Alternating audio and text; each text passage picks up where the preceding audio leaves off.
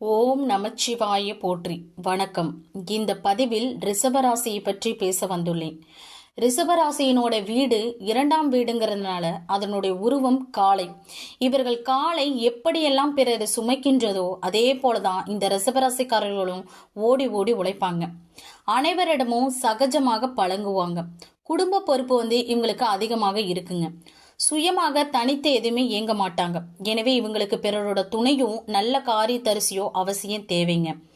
பொதுவா இந்த ரிஷபராசியின் அவங்க குடும்பத்துல பாத்தீங்கன்னா மாடு வளர்ப்பாங்க. பெண்கள் அதிகமாக வாழக்கூடிய இடத்துலதான் இவங்க இருப்பாங்க. அப்படி இருந்தாலும் அது நல்லதுதாங்க.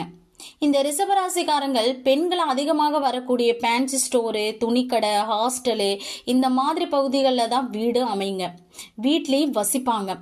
ரிஷபராசிக்காரங்கள் பெண்கள் அழகு நிலையங்கள் வைக்கலாம். சொந்தமாக வீடு இருக்கும். ஏன்னா காலபுருஷ ராசிக்கு 4வது வீடு சந்திரன் ரிஷபராசியில உச்சமாக இருக்கிறார். அதனால சொந்த வீடெல்லாம் இவங்களுக்கு இருக்குங்க. இந்த ரிஷபராசிக்காரங்க எப்படிப்பட்டாலும் கடன் வாங்கியாச்சு வீடை கட்டிடணும், சொகுசு கார் வாங்கிடணும், அதையெல்லாம் செஞ்சிருவாங்க.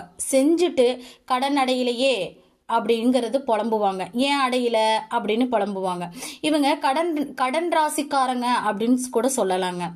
இந்த ரிஷபராசிக்காரங்க அழகு பொருட்கள் மீது ஆசை அதிகமாக இருக்குங்க. இவங்களுக்கு சினிமா நடிகர்கள் நண்பர்களாகவும் இருப்பாங்க. சினிமா நடிகர் வீட்டுக்கு அருகில் இவங்க வீடும் இருக்குங்க. இவங்களுக்கு யாதவர் தொடர்பு உண்டு. இவங்க நாமம் போட்ட நண்பர்கள், பெருமாள் பக்தர்கள் நண்பர்கள் இவங்களுக்கெல்லாம் இருப்பாங்க. ரொம்ப ஃப்ரெண்ட்ஸ் இந்த மாதிரி ஃப்ரெண்ட்ஸுங்க தான் இவங்களுக்கு அமைவாங்க. இவங்களுக்கு இளைய சகோதரி இருக்கும். ரிஷபராசிக்காரர்களுக்கு என்னத்தான் அழகா வீடு கட்டினாலும் ஒரு மன திருப்தி இருக்காதுங்க. இவங்களுக்கு வெளிநாடு வருமானம் வரக்கூடிய வாய்ப்பு இருக்கும்.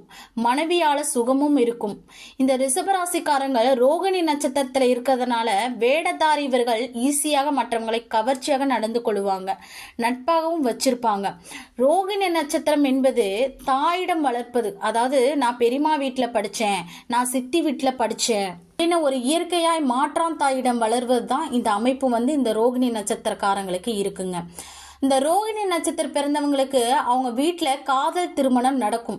இவங்களுக்கு நரம்பு தோல் சம்பந்தப்பட்ட நோய்கள் வருங்க. இவங்க அடுத்தவங்களை உருவாக்குவாங்க. இவங்களிடம் அடுத்தவரோட பணப்புழக்காட்டம் இருக்குங்க.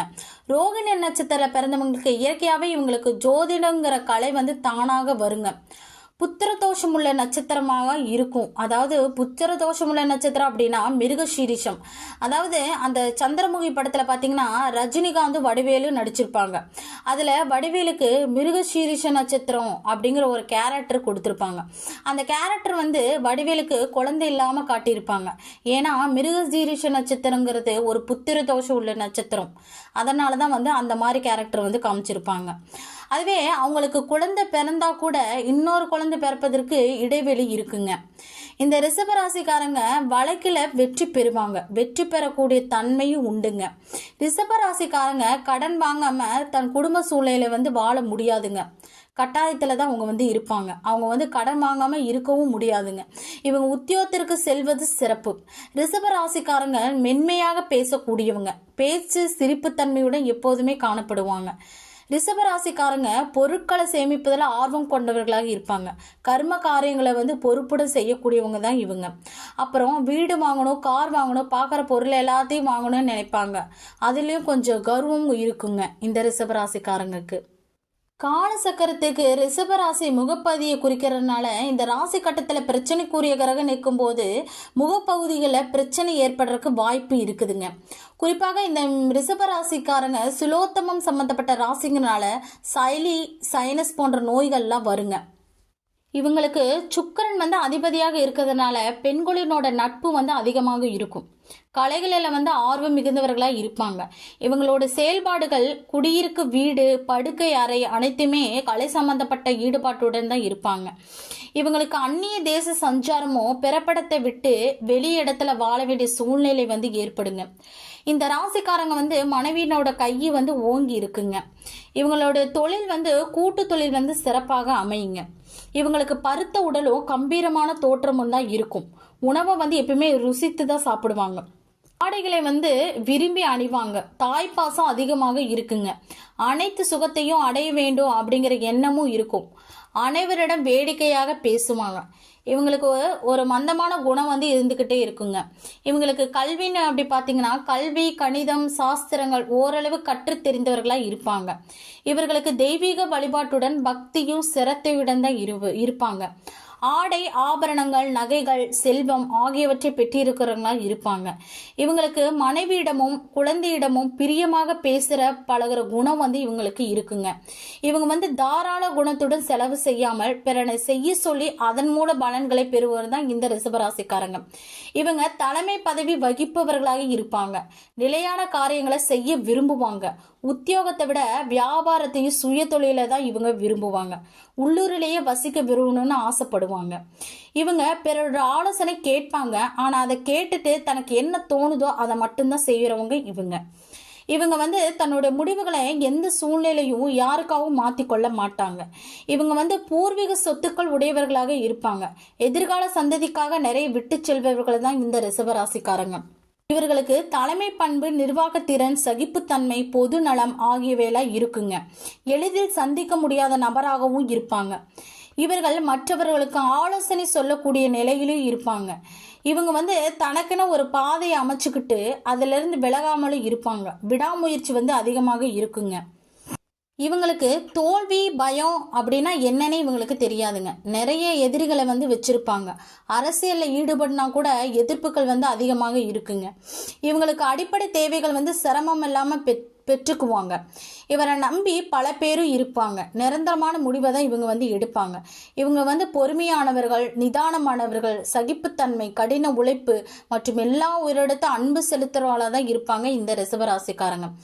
பொதுவாக இவங்களுக்கு வீடு, மனை வந்து லாபம் உண்டுங்க.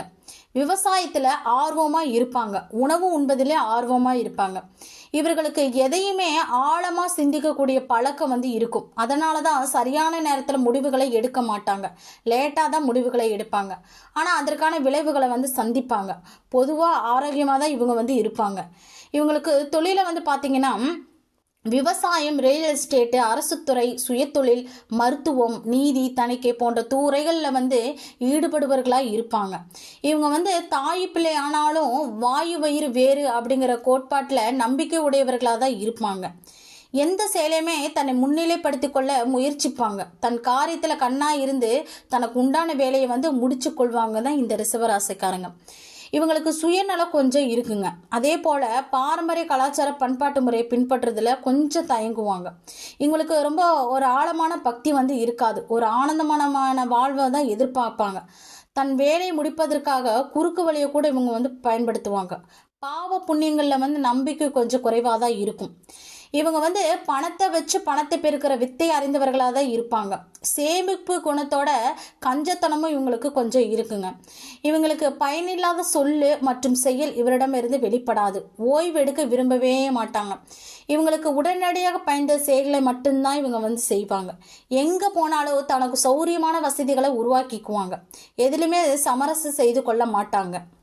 ரிஷபராசி பெண் ராசி அப்படிங்கிறதுனால பெண் தன்மை அதிகமாக இருக்குங்க.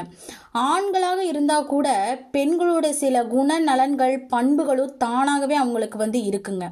பேச்சு தன்மையில் அமைதியும் பொறுமையும் நிதானமும் இதெல்லாமே இவங்க கிட்ட இருக்குங்க. பாச உணர்வுகள், குழந்தைகிட்ட அன்பு காட்டுறது, ஈடுபாடு இதெல்லாமே அவங்க கிட்ட ஒரு குணமாக வச்சிருப்பாங்க. உருவம் வந்து மாடுங்கிறதுனால அந்த மாடு வந்து ஒரு இடத்துல மேய்ஞ்சா கூட தூய்மையாகவும் மேய்ஞ்சிரும். தன் பசியை வந்து ஆத்திக்கும். அதே போல தான் இவங்க ஒரு இடத்துக்கு இருக்கும் பணியாகட்டும், செய்கையாகட்டும் தெளிவாக நடத்தி முடிப்பாங்க. மாடுகளை ஒரு வேலைக்கோ ஒரு செயலுக்கோ பழகிவிட்டா அவ்வளவு விரைவில் தன் பணியிலிருந்து மாற்றிக்கொள்ளாது. அதே போல தான் இவங்களும் ஒரு பழக்கத்திலிருந்து மற்றொரு பழத்துக்கு மாற்றுவது மிக மிக கடினங்க. இவங்க குடும்பத்திற்காகவும் சொந்தங்களுக்காகவும் கடினமாக உழைப்பவங்க தான் இந்த ரிஷபராசிக்காரங்க. பொதுவாக இந்த ரிஷபராசிக்காரங்களில் நீங்கள் எந்த ஒரு கோயிலுக்கு போனாலும் கிரிவலம் செல்வதும், மலையேறு கோயிலுக்கு செல்வதும், அல்லது நடைப்பயணம் போகக்கூடிய கோயிலுக்கு செல்வதும், அப்புறம் அங்கே போயிட்டு அங்கே பிரச்சனை, அடிப்பிரச்சனை, கோயிலை வள சுற்றுவது, இது போன்ற வழிபாடுகளை தொடர்ந்து வந்து செஞ்சுக்கிட்டே வந்தீங்கன்னா, அது குறிப்பாக மலையேறு கோயிலுக்கு போயிட்டு வந்தீங்க அப்படின்னா உங்களை பிரார்த்தனைகள் அனைத்தும் 100% வெற்றி பெறுவது உறுதிங்க. பொதுவாக இந்த ரிஷபராசிக்காரங்க வந்து கர்மாக்களை கழிப்பதற்காகவே இந்த உலகில் பிறப்பு எடுத்திருப்பாங்க. நன்றி, வணக்கம். ஓம் நமச்சிவாய போற்றி.